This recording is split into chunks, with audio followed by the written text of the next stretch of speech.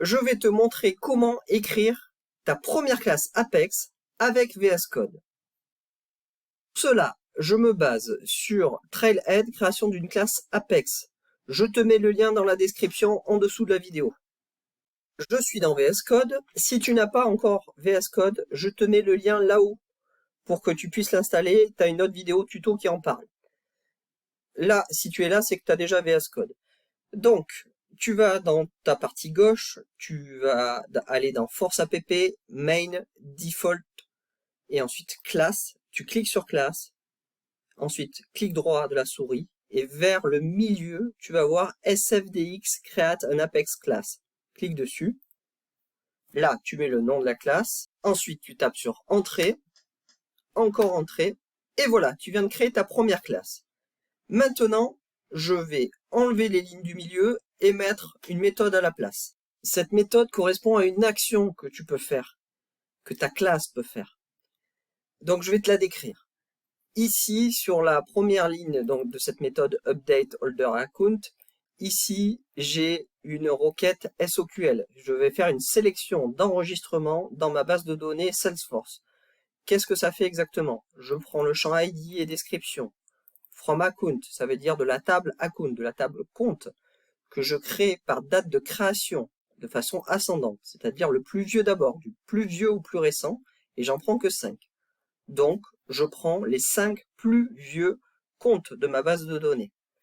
Ensuite, ici, de la ligne 7 à 9, je fais une boucle for, dans laquelle je mets à jour la description et je mets la valeur héritage account. Quand j'ai fini, je fais un update des 5 comptes. Je fais un update d'une liste de comptes.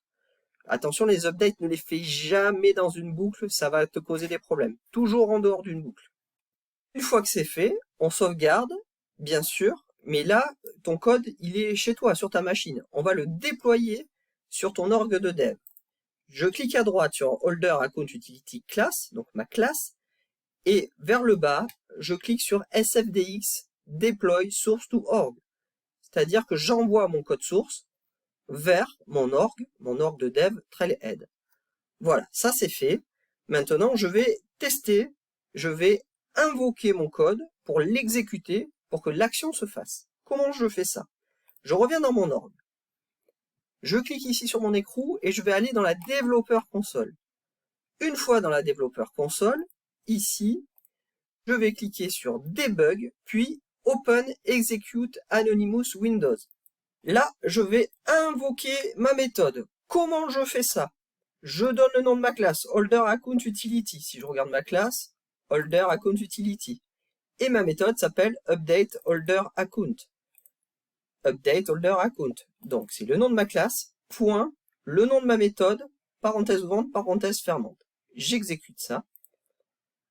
Et Salesforce me met à jour mes 5 enregistrements, mes 5 plus vieux comptes. Je vais vérifier ça. Je vais ici, je clique sur Account. Il me montre les 5 derniers que j'ai modifiés. Ben, en fait, c'est les 5 qui ont été modifiés par ma petite boucle. Je vais aller voir celui-ci, le premier. Je clique dans Détails. Là, je scrolle un peu vers le bas. Et voilà, je vois Description, Héritage Account. Ça a marché.